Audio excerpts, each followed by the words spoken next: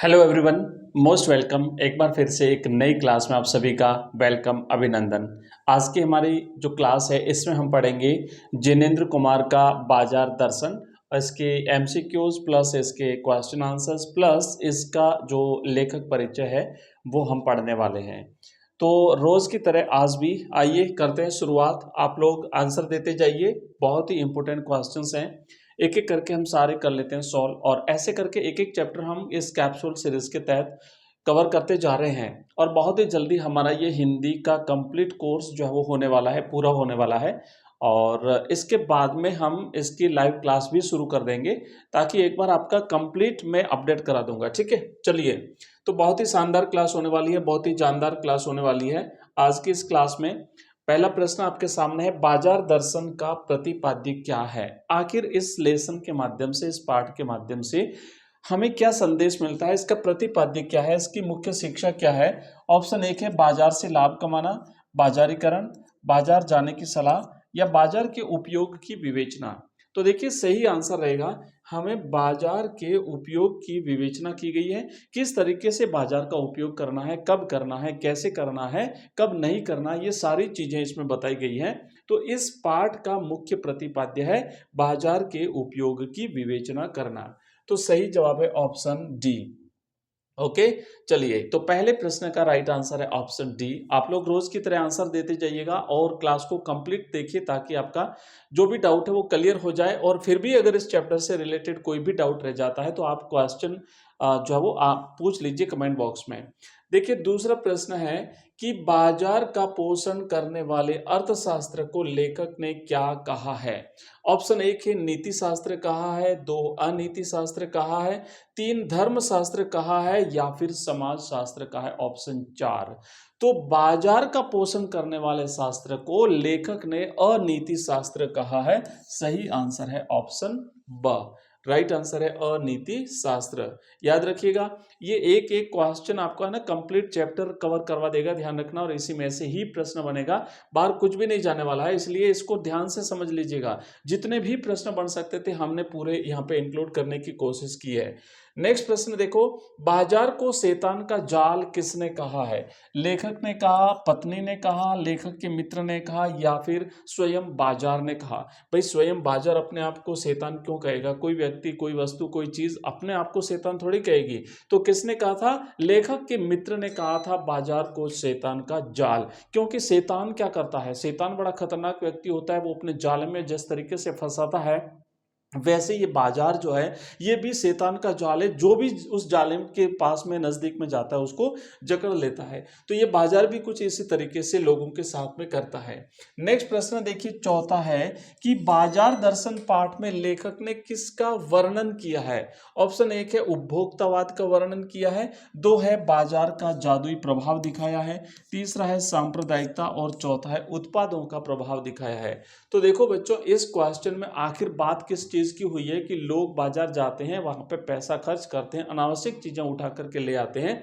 और ये सब क्यों होता है? क्योंकि बाजार के उस जादुई प्रभाव की खातिर। बाजार के पास, बाजार में ऐसा जादू है कि लोग न चाहते हुए भी अनचाही वस्तुओं को, अनावश्यक वस्तुओं को खरीद लेते हैं। तो ये सब होता है बाजार के जादुई प्रभाव की वजह से। तो लेखक ने इसमें बाजार के आकर्षण को या बाजार के जादू को दिखाने का प्रयास किया है। अगला क्वेश्चन देखो, पांचवा प्रश्न है कि बाजारूपन से क्या अभिप्राय है? बाजार का बाजारूपन बढ़ाना मतलब क्या है? कि बाजार से सामान खरीदना, बाजार से अनावश्यक वस्तुएं खरीदना, बाजार से आवश्यक वस्तुएं खरीदना, या बाजार को सजाकर आकर्षक बनाना। तो बाजार का बाजारूपन बढ़ाना मतलब यह है कि हमारी आवश्यकता नहीं है उस चीज को भी खरीदना। इससे अनावश्यक चीजें जो हम खरीदते हैं या जितनी जरूरत है उससे ज्यादा चीजें जब हम खरीदते हैं तो उस बाजार के बाजारूपन को हम बढ़ाते हैं। तो राइट आंसर रहेगा ऑप्शन ब, कि बाजार से अनावश्यक वस्तुएं खरीदना। ऑप्शन ब इस प्रश्न का सही जवाब है। नेक्स्ट देखिए, अगला क्वेश्चन है छठा, कि सच्चा कर्म सदा किसके साथ होता है? पूर्णता की स्वीकृति के साथ, अपूर्णता की स्वीकृति के साथ, अपूर्णता की अस्वीकृति के साथ, या पूर्णता की अस्वीकृति के साथ? कुछ सारा मिक्स हो रखा है, ध्यान से इसे समझिएगा, नहीं तो ये आपका जो है वो प्रॉब्लम क्रिएट करवाएगा अगर परीक्षा में आ गया तो। इसमें आएगा पूर्णता और स्वीकृति दोनों चीजें एक साथ है, पूर्ण भी है और स्वीकृति भी है। तो ऐसे करिए कि पूर्णता की स्वीकृति के साथ सदा सच्चा कर्म रहता है। अगला क्वेश्चन देखो, नेक्स्ट इसे देखो, परमात्मा को पूर्ण माना है। पूर्ण कौन हो सकता है? परमात्मा हो सकता है, हम तो पूर्ण है नहीं। तो इस बात को ध्यान से समझिएगा। नेक्स्ट प्रश्न क्या है? सातवां प्रश्न है। हाँ, सातवें प्रश्न में आंसर साथ में कैसे आया भाई? चलिए प्रश्न पढ़ लेते हैं। देखो लिखा हुआ है कि मन खाली होने से क्या तात्पर्य है? भाई मन क्या है ना लेखक ने कि जब बाजार जाएं तो मन खाली नहीं होना चाहिए, जब मन भरा हुआ हो तभी बाजार जाएं। तो मन खाली होने से क्या तात्पर्य है? मन में कोई लक्ष्य न होना। मन खाली होने का अर्थ है कि मन में कोई लक्ष्य नहीं है, मतलब हमें क्या लेना है क्या नहीं लेना है हमने कुछ तय नहीं किया है, फिर हम बाजार चले जाते हैं और वहां जाके फिर न चाहिए वो वस्तु भी लेके आ जाते हैं, अनावश्यक चीजें लेके आ जाते हैं। तो मन खाली होने का मतलब क्या है? कि मन में कोई भी लक्ष्य नहीं होना। नेक्स्ट क्वेश्चन देखिए, अगला है आठवां प्रश्न, बाजार का बाजारूपन कैसे बढ़ता है? अभी अभी हमने देखा अनावश्यक वस्तुएं खरीद लेना या आवश्यकता से अधिक वस्तुएं खरीद लेना, तो इससे क्या होता है? जरूरत से ज्यादा वस्तुएं खरीद लेना, इससे बाजार का बाजारूपन बढ़ता है। अगला क्वेश्चन देखो, नेक्स्ट है नौवां प्रश्न। नौवां प्रश्न है कि बाजार दर्शन के रचयिता कौन है? ऑप्शन ए के महादेवी वर्मा, जिनेंद्र कुमार, धर्मवीर भारती या प्रेमचंद। देखो अभी तो चूंकि हम यही चैप्टर कर रहे हैं तो हमें पता है कि बाजार दर्शन के पाठ के लेखक जिनेंद्र कुमार हैं, लेकिन जब पेपर में है ना वहां पे सारे चैप्टर्स के क्वेश्चंस मिक्स आते हैं तो उस समय आपको जरूर याद रखना, क्योंकि वहां पे फिर पता नहीं चलेगा कि इस पाठ के लेखक कौन है। अगर आपको याद है तब तो आप आसानी से कर लोगे, ऐसे प्रश्न जरूर एक दो तो पूछे जाएंगे। तो याद रखना जिनेंद्र कुमार बाजार दर्शन पाठ के लेखक है, तो राइट आंसर है ऑप्शन ब। अगला क्वेश्चन देखो, 10वां प्रश्न है कि परचेजिंग पावर क्या है? परचेजिंग पावर का अर्थ है बाजार देखना या फिर क्रय शक्ति या फिर विक्रय शक्ति या फिर बाजार घूमना। तो परचेजिंग पावर का अर्थ है क्रय शक्ति, यानी कि पैसे में चीजों को खरीदने की जो ताकत है, वस्तुओं को खरीदने की जो पावर है, उसे परचेजिंग पावर कहते हैं। उस पैसे की उसे परचेजिंग पावर कहते हैं, क्रय शक्ति कहते हैं। नेक्स्ट प्रश्न है 11वां कि मन में नकार होने का परिणाम है। क्या परिणाम है?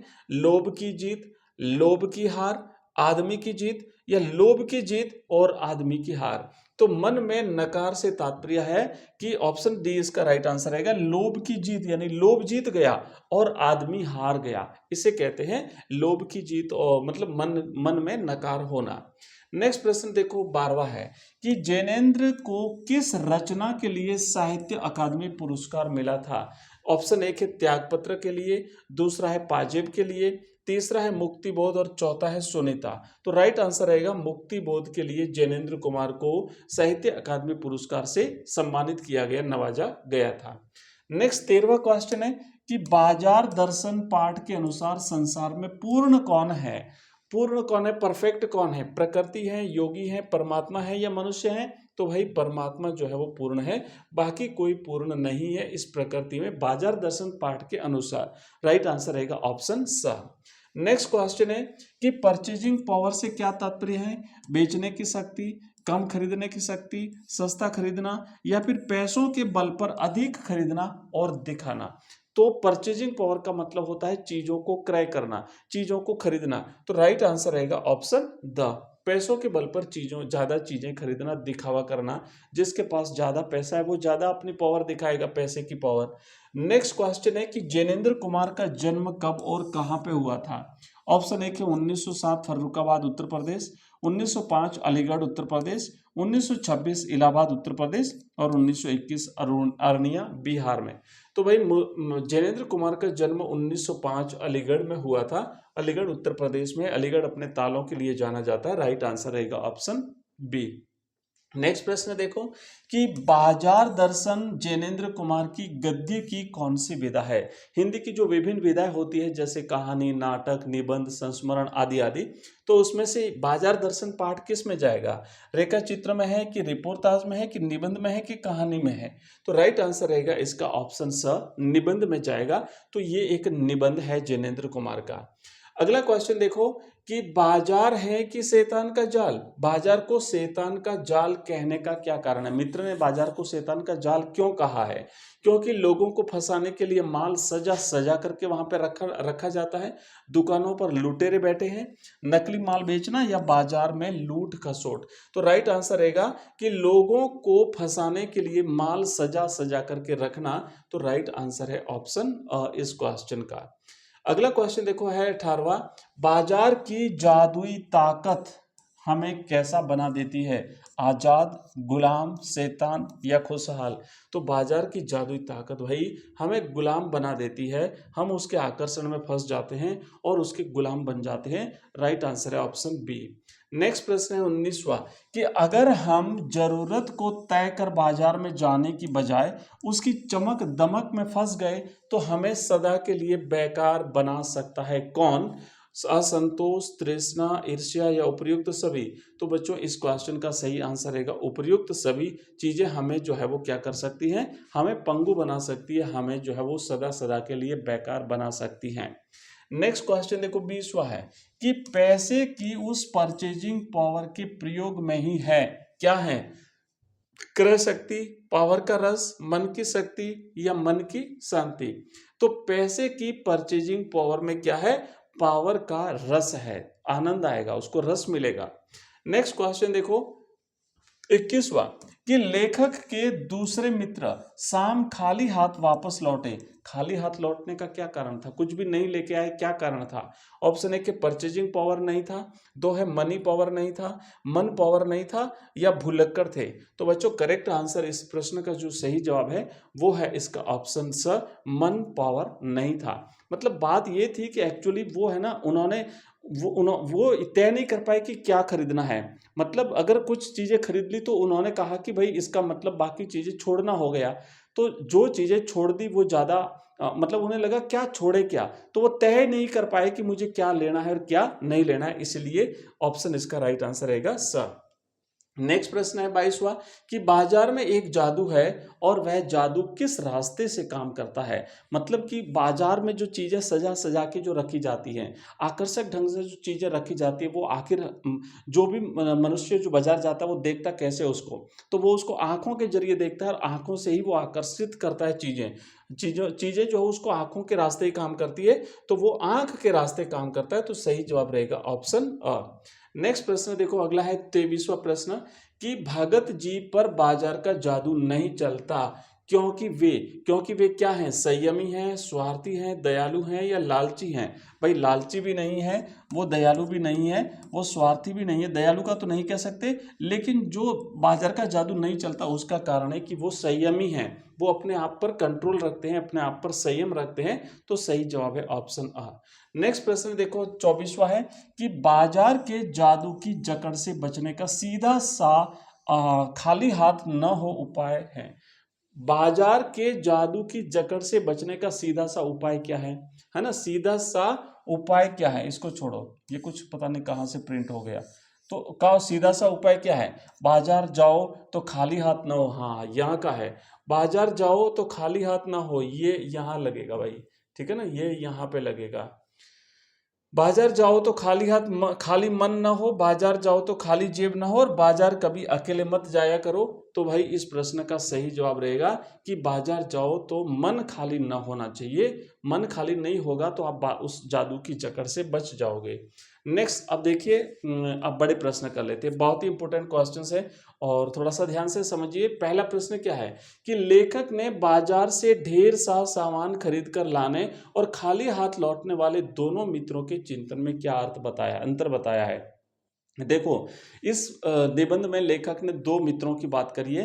पहला मित्र जो बाजार गया तो बहुत सारा सामान लेके आया, और दूसरा मित्र जो बाजार गया तो शाम को खाली हाथ लौटा। तो दोनों के बीच में अंतर क्या है? तो देखो पहला क्या है, पहला यहाँ पे क्या लिखा है कि दोनों मित्रों के चिंतन में कुछ अंतर है। पहला मित्र थोड़ा सा सामान लेने गया था परंतु बाजार से ढेर सारा सामान खरीद लाया। उसकी जेब भरी हुई थी और मन खाली था। मन खाली था तो और आने दो, और आने दो, और पैसा पास में था, जेब भरी हुई थी। दूसरा मित्र बाजार से खाली हाथ आया, उसका मन दुविधाग्रस्त था। मन उसका उसका भी भरा हुआ तो नहीं था, पर दुविधाग्रस्त था कि अगर मैंने कुछ चीजें ले ली इसका मतलब यह ज्यादा चीजें छोड़ना। उसे बाजार की वस्तुओं ने ललचाया, परंतु सभी कुछ लेने के चक्कर में कुछ भी नहीं ले सका। दोनों ही दुविधाग्रस्त थे। नेक्स्ट प्रश्न देखो, अगला है 26वां प्रश्न कि शून्य होने का अधिकार बस परमात्मा का है, लेखक ने ऐसा किस उद्देश्य से कहा है? तो देखो, लेखक ने ये कहा है, लेखक ने ऐसा मनुष्य और परमात्मा में अंतर बताने के लिए कहा है कि परमात्मा सनातन भाव से संपूर्ण है, पूर्ण है, युगों युगों से, शुरुआत से, आदिकाल से, अनंत काल से। इसमें कोई इच्छा शेष नहीं है, जबकि मनुष्य अपूर्ण है। उसके मन में इच्छाओं का उठना स्वाभाविक है। मनुष्य का मन बंद नहीं रह सकता। यदि उसका मन बंद हो जाएगा तो वह शून्य हो जाएगा, वो पूर्ण नहीं होगा। मनुष्य का मन अगर बंद हो गया तो वो शून्य हो जाएगा। मनुष्य के द्वारा सभी इच्छाओं का निरोध करना कदापि संभव नहीं है, क्योंकि मानव स्वभाव ही कुछ ऐसा है। अब देखिए, नेक्स्ट क्वेश्चन है 27वां प्रश्न है कि बाजार दर्शन निबंध का प्रतिपाद्य स्पष्ट कीजिए। प्रतिपाद्य का मतलब होता है कि इसका मुख्य संदेश क्या है। तो बाजार दर्शन पाठ जो है, इस पाठ में जैनेन्द्र कुमार ने, इस निबंध में लेखक ने आधुनिक काल के बाजारवाद और उपभोक्तावाद का चिंतन करके इसके मूल तत्व को समझाने का प्रयास किया है। वर्तमान में विश्व में क्या है, ज़्यादा दिखावा हो गया, ज़्यादा चीज़ें खरीदनी होगी, ज़्यादा पैसा आ गया लोगों के पास, ज़्यादा मार्केट आकर्षक होने लग गया। इसका प्रतिपाद्य यह है कि व्यक्ति को बाजार के आकर्षण से बचना चाहिए, अपनी परचेजिंग पावर का दुरुपयोग नहीं करना चाहिए और मन में आवश्यकताओं का निश्चय करके ही बाजार जाना चाहिए, तभी उसे बाजार का लाभ मिलेगा, अन्यथा नहीं। और नेक्स्ट प्रश्न देखो, अंतिम प्रश्न हम करेंगे जैनेन्द्र कुमार का व्यक्तित्व और कृतित्व। तो ये हिंदी साहित्य से अलग होता है। साहित्य में तो हमने देखा भाव पक्ष, कला पक्ष, कृतियां, पुरस्कार ये लिखते हैं, जबकि इसमें जो अनिवार्य हिंदी है इसमें हम लिखते हैं व्यक्तित्व और कृतित्व। व्यक्तित्व में उनका बचपन, उनका जन्म, उनका परिवार, उनकी शिक्षा दीक्षा आदि, और कृतित्व में उनकी रचनाएं और फिर पुरस्कार आते हैं। तो इनका जन्म अगर हम बात करें तो 1905 में अलीगढ़ उत्तर प्रदेश में इनका जन्म हुआ था, है ना, याद रखिएगा, जैनेन्द्र कुमार का। प्रारंभिक शिक्षा हस्तिनापुर के गुरुकुल और उच्च शिक्षा काशी हिंदू विश्वविद्यालय से हुई थी। प्रसिद्ध इनकी रचनाएं हैं अगर हम बात करें इनके कृतित्व में, तो परख, अनाम स्वामी, सुनीता, त्यागपत्र, कल्याणी, जयवर्धन, मुक्तिबोध, ये इनके उपन्यास हैं। संग्रह वातायन, एक रात, दो चिड़िया, फांसी, नीलम देश की राजकन्या, पाजेब, इनके कहानी संग्रह हैं। प्रस्तुत प्रश्न, जड़ की बात, पूर्वोदय, साहित्य का श्रेय और प्रेय, सोच विचार, ये इनके निबंध संग्रह हैं। आगे देखेंगे, इन्होंने अपने उपन्यासों और कहानियों के माध्यम से एक सशक्त मनोवैज्ञानिक कथाधारा की शुरुआत करी। और इनको सम्मान कौन कौन से मिले, तो इन्हें पद्म विभूषण मिला, भारत भारती मिला और साहित्य अकादमी पुरस्कार मिला था। मुक्तिबोध पर इन्हें साहित्य अकादमी पुरस्कार मिला।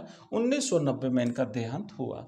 तो ये देखो, हमने पढ़ा आज बाजार दर्शन के क्वेश्चन आंसर्स और साथ ही साथ बाजार दर्शन पाठ के लेखक जैनेन्द्र कुमार का व्यक्तित्व और कृतित्व हमने देखा, कुछ इंपोर्टेंट क्वेश्चंस भी देखे हैं। नेक्स्ट हमारी जो क्लास होगी उसमें हम नेक्स्ट अध्याय को लेंगे, और इस तरीके से हमारी लगातार सारी क्लासें फिर से हमने कंटिन्यू करी है। हिंदी कंपलसरी पढ़ते हैं, अभी थोड़ी देर के बाद में आपको इंग्लिश कंपलसरी की क्लास भी मिलेगी। इसके अलावा अपने जितने भी सारे कोर्सेज हैं, PDF है, वीडियो लेक्चर्स हैं और टेस्ट सीरीज हैं, ये सारी चीज़ें आपको अपने ऐप में मिलेगी। तो अपना ऐप है एजुकेशन राइज, है ना, एजुकेशन राइज नाम से अपना ऐप है। आप लोग चाहें तो डाउनलोड कर सकते हैं, लिंक इस वीडियो के डिस्क्रिप्शन में दी हुई है। आप ये ऐप जो है ना, आप देख रहे हैं ये वाला ऐप, तो आप यहाँ पे आपको ऑनलाइन टेस्ट सीरीज भी मिलेगी, स्मार्ट नोट्स मिलेंगे, वीडियो लेक्चर्स मिलेंगे, सारी चीज़ें आपको मिलेगी। आप हमारा एक नंबर है, नोट कर लीजिए, इस नंबर पे आप हमें मैसेज कर सकते हैं 9079622989। यहाँ पर अगर आप मैसेज करेंगे तो आपको हमारे जितने भी लिंक्स हैं, हमारे ऐप का लिंक हो गया, हमारी वेबसाइट का लिंक हो गया, है ना, वेबसाइट का लिंक हो गया, साथ ही साथ हमारे व्हाट्सएप ग्रुप का लिंक है, और इसके अलावा जो है ना व्हाट्सएप के अलावा टेलीग्राम चैनल का लिंक है। आपका हमारी जो प्लेलिस्ट है, कोर्सेज़ हैं, इन सभी का लिंक आपको मिल जाएगा जब आप हमें इस नंबर पर व्हाट्सएप करेंगे, ठीक है? तो आज की क्लास में बस इतना ही, मिलते हैं अगली क्लास में। तब तक के लिए जय हिंद, जय Bharat. Thank you very much.